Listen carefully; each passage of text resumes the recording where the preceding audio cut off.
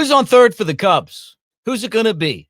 And as we look at the roster right now, I think that is a legitimate question for this Cubs team. Maybe it's super prospect Matt Shaw. Could it be Miles Masterboni, who's been more of a utility man, or Gage Workman? Is that the guy? Got him in the Rule 5 draft. I just don't think it's either one of these guys. Maybe Shaw, right? But not Masterboni and not Workman, but we'll see. But how about one name that is popping up right now as a possibility coming over from the White Sox, Yoan Moncada? Could he be the guy? That's what the rumors are right now, since the Cubs aren't in for Alex Bregman or don't have the money to spend or whatever the reason is. Could that be the guy? We're going to talk about it, why it could make sense for the Cubs, what it would be for maybe Matt Shaw if that happens, all that right here on the Cubs Baseball channel. Like, subscribe, thumbs up. Let's get this show started. Great to have you guys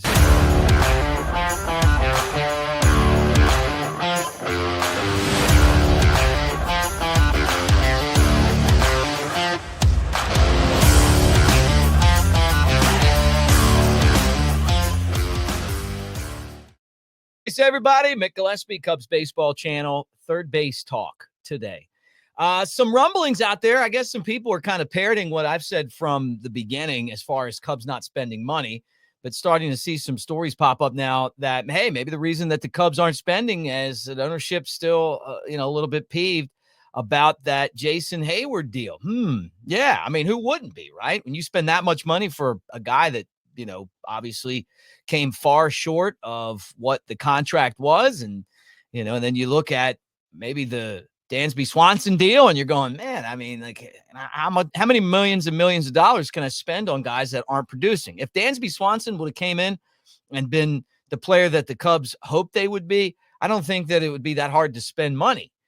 Last year, it felt a lot like Jason Hayward, but he still has time to turn things around, and I hope that's what happens, right?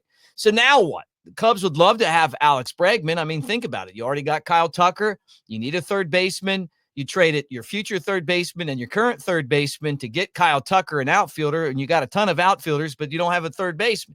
So the talk is, it's going to be Matt Shaw, right? He's a infielder, more of a second baseman, can play some shortstop, big league style, but he's played third in the minor leagues. I think the question that some of us have is, would he be able to hold up over the course of 162 games at third base? I don't know, but I'll tell you what, he can play and he can hit and he gets on base and he's got a great eye, and he is certainly going to be in the mix for this third base job if something doesn't happen between now and then.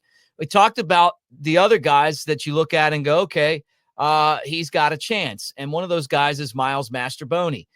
I'll tell you what, my opinion on Masterboni changed a little bit over the course of the season. I kept wondering, why the Cubs kept bringing him up. At first I wasn't super enamored, but then, I see it. He's kind of a dirtbag type of guy, and that's a great way of giving someone a compliment in baseball. He gets dirty. He's not afraid to play any position, but he's just not an everyday player, at least not yet, so something's going to have to change before you look at him and go, okay, yeah, he's going to be a guy that can contribute every single game and produce. And then the other guy they got in the Rule 5 draft is Gage Workman.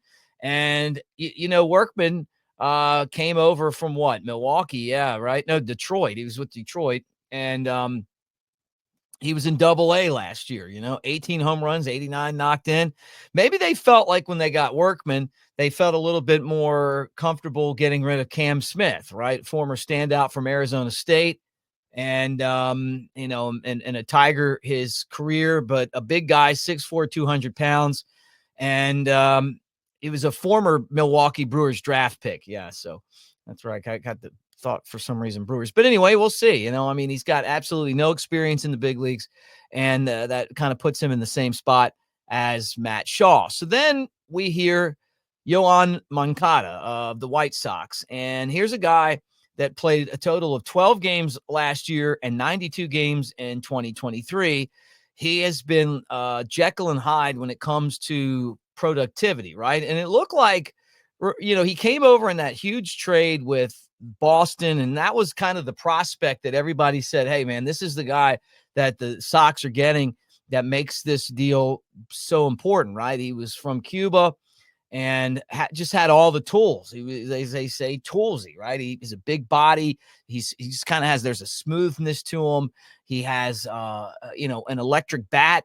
He's a switch hitter, throws right-handed. You can play different positions, right? 6'2", 220. I mean, he just looks the part. And in the big leagues, 2018, he had all the strikeouts, led the, what 217. Did that lead the league in strikeouts? Came back 2019 and had what really was an excellent season. 315 hitter, 25 homers, and 79 knocked in. And he just hasn't been able to find that since. But injuries have been part of that. 2020, was a disappointing season, but it was a disappointing year for all of us. That was the COVID year. And then, since then, it just hasn't come together. I mean, 2021 was a 263 average, but only 14 home runs and 61 knocked in. I don't know. I mean, it may be worth the risk to go ahead and get him, because the thing about where the Cubs are right now is that they're not going to get Alex Bregman unless the market just kind of falls into their lap like it did last year with Cody Bellinger. And it was kind of like, hey, I'm just going to take a deal because I need to take a deal, and I'm not getting what I thought I was going to get. And then, and he did the deal with all the options and stuff, but it was still a better deal for him than it was for the Cubs. But that was how they got him. Remember, we thought it was going to be like a real long-term deal. Moncada's from the White Sox. I mean, it'd be easy to come over and play for the Cubs. Is he a contributor? When I look at him, I'm saying, hey, man, the potential is, maybe he figures it out again, has a great season. He's got I think he's got the talent in there, to be a star player. I mean, we've seen it 2019, but it's been the injuries. And then you go and get a guy that's always injured. And, when he gets injured again, you're going, well, I mean, we kind of knew that was a possibility, but you could afford him. Now, the other teams that are apparently interested in Moncada are the Blue Jays and the Mariners. And so it seems like the Blue Jays names pop up in a lot of stuff. Are they going to swoop in and sign him instead of the Cubs? I'm just not sure about Yoan Moncada. I never have been. I'll just be honest. I remember when the White Sox traded him and watching him and everybody telling me that he was going to be like the next big thing. And I don't know. I just didn't see it. I mean, I see the tools, but in 2019 came, and I remember being surprised that he actually put up those kind of numbers. And then since then, he's just been hurt, so, it's a 162 game season. Like I said before about Matt Shaw, Shaw's not a very big guy, but he's a really good player. You would love to have someone that you could kind of, I don't want to say platoon, but at least give the guy an opportunity to get enough rest where he's not out there overexposed as he kind of gets used to the major leagues. Or what if he just doesn't do it? I mean, we saw that with a lot of these young players that they come up and it just doesn't happen, or it doesn't happen right away, for Shaw. So it'd be a good insurance policy. We don't know anything about Gage Workman, and Miles Masterboni to me isn't an everyday player. So, the Cubs are in the same exact spot they were last year, where they don't have a third baseman. And the oddity of the trade for Kyle Tucker is that they traded a third baseman instead of trading a outfielder. But maybe the Houston Astros are like, hey, if you want this deal, we're not taking any of those outfielders. I don't know. But the Cubs have a ton of outfielders. They don't have a third baseman. So we'll see what happens. Now, somebody else could come available. The Cubs could obviously make a trade for a third baseman. I think that is viable. And we've talked about it continuously, that they're also in the market for another starting pitcher. So that's where things sit right now. And we'll just keep watching the hot stove. I know a ton of you are going to the Cubs convention. I've hosted panels at the Cubs convention. I love the Cubs convention. This one's really special because Sammy Sosa is going to be there. I know John Lieber, who's a friend of the show, he's going to be there. Jody Davis, my buddy's going to be there. So it's going to be a good group of people that'll be at the Cubs convention like they are every year. I was texting with Rhino today, but I didn't ask him about the Cubs convention. So, hopefully, he's there like always, and it's a great weekend. I will not be there, prior commitment, but you know what? Maybe next year. I do miss it. I can't wait to see Sammy back though. So anyway, I know some of you guys are like, you hate that Sammy's back, but a lot of us are just glad that he's back. It is Sammy Sosa.